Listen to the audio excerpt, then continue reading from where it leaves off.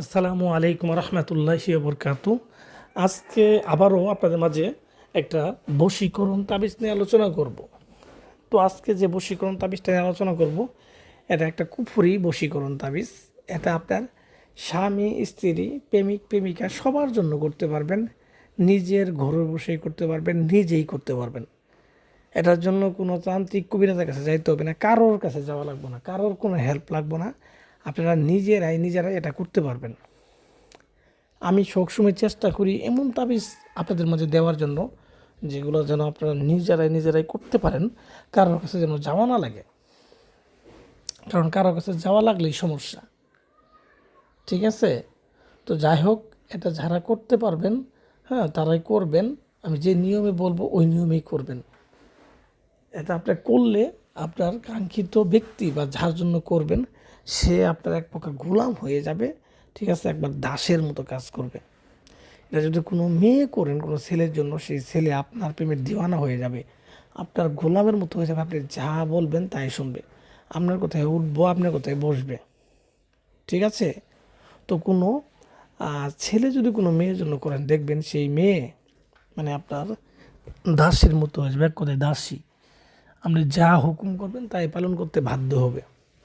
তো ভিউয়ার্স, এটা কিন্তু স্বামী স্ত্রী ব্যতীত প্রেমিক প্রেমিকাও করতে পারবেন। কোনো মেয়ে যদি কোনো ছেলেকে বিয়ে করতে চান, সে কিন্তু এটা করতে পারবেন। এটা করলে সরাসরি সে বিয়ে করার জন্য পাগল হবে। আবার কোনো ছেলে যদি কোনো মেয়েকে করতে চান, তাও কিন্তু করতে পারবেন। তাহলে মেয়েকে বিয়ে করতে চাই মানে নেক নিয়তে যদি করেন, একবার 100% হবে। ঠিক আছে? এটা করার জন্য আপনাকে কোনো জায়গায় যাইতে হবে না, শ্মশানে যাইতে হবে না, কবরস্থানে যাইতে হবে না, কোনো জায়গায় যেতে হবে না। নিজের ঘরে বসেই কিন্তু আপনি এটা করতে পারবেন। এটা আসলে নিজের ঘরে বসে করতে পারবেন। এরকম একটা তাবিজ দিলাম, এর কারণ হচ্ছে, অনেকে আবার ফোন দিয়ে বলেন যে বাবু ভাই, তাবিজ তো দিচ্ছেন, ঠিক আছে, আপনার তাবিজ কাজ করে, এটা আমি মানি নিলাম, কিন্তু আপনি তো বলছেন শ্মশানে যাওয়ার জন্য, আমি তো থাকি শহরে, আমি শ্মশান কই পাবো? বা কবরস্থানে যাওয়ার কথা, আমি কবরস্থান পাবো কোথায়? তো এরকম কিছু তাবিজ দেন যেন আমি ঘরে বসেই করতে পারি। তো এক বোনের জন্য, তার রিকোয়েস্টের জন্য এই তাবিজটা আমি দিলাম।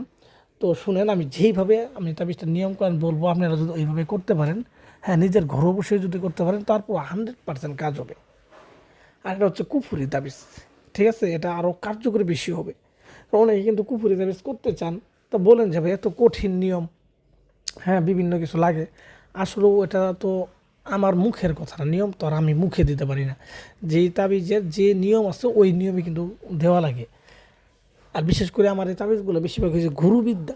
এগুলো কোনো বইয়ের বিদ্যা না, আপনি বইতে পাবেন না, এগুলো হচ্ছে গুরুবিদ্যা। আর গুরুবিদ্যার তাবিজ মানে হচ্ছে, এই তাবিজগুলো দিয়ে গুরুরা যেইভাবে কাজ করে রেজাল্ট পাইছে, যেই নিয়মে রেজাল্ট পাইছে, ওই নিয়মে কিন্তু করতে হবে। কারণ রেজাল্ট পাওয়ার গেলে কিন্তু তাদের নিয়মকেই ফলো করতে হবে। ওই কথায় নিজে যদি নিয়ম করি তাহলে কিন্তু হবে না। তো সেজন্য যেটাতে যে নিয়ম দেওয়া আছে ওইভাবেই কিন্তু করতে হবে। তো যাই হোক, আমি আর কথা বাড়াবো না। এটা কিভাবে করবেন, যারা করতে চান তারা কিভাবে করবেন আমি বলি।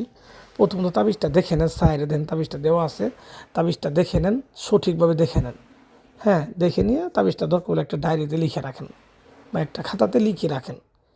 লিখে রাখার পরে যে কোনো একটা শুক্রবার দিন রাতে 10টার সময় নিজের ঘরে নিরিবিলিভাবে বসবেন। সামনে আগরবাতি, মোমবাতি এগুলো ধরাই নেবেন। একটা সাদা কাপড় বিছাই আপনি ওই জায়গায় বসবেন। চেষ্টা করবেন শরীরে যেন কাপড় না থাকে। ঠিক আছে? এইভাবে লিখবেন। তো এভাবে দক্ষিণ দিক মুখ করে বসবেন, বসে তাবিজটা লেখা শুরু করবেন। তাবিজটা কার মধ্যে লিখবেন? তাবিজটা লিখবেন আপনি একটা সাদা কাপড়ের মধ্যে, সাদা নতুন কাপড়ের মধ্যে এই তাবিজটা লিখবেন। এটা কাম সিঁদুর আর হচ্ছে আপনার ওই যে ডালিম, ডালিম ফল আছে না, ডালিম ফল যে রস বের হোক, ওই রস মিশ্রিত করবেন। মিশ্রিত করে ওই জায়গায় আপনি একটু থুতু দিবেন, আপনি একটু থুতু মিশ্রিত করবেন। করে ওই ডালিম গাছের যে ডাল আছে ওই ডাল দিয়ে কলম বানাবেন।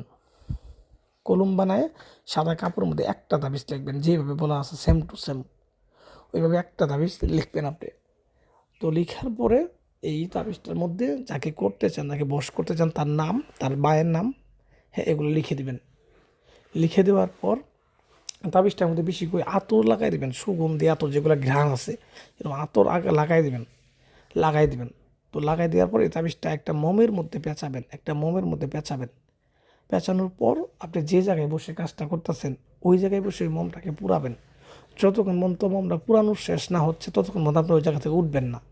মোমটা পুরোপুরি শেষ হবে, হ্যাঁ, আপনার পুরা শেষ হবে, তারপর আপনি উঠে আসবেন, দেখবেন আপনার কাঙ্ক্ষিত ব্যক্তি আপনার জন্য পাগল হবে, পাগল হবে, পাগল হবে, একদম গ্যারান্টি।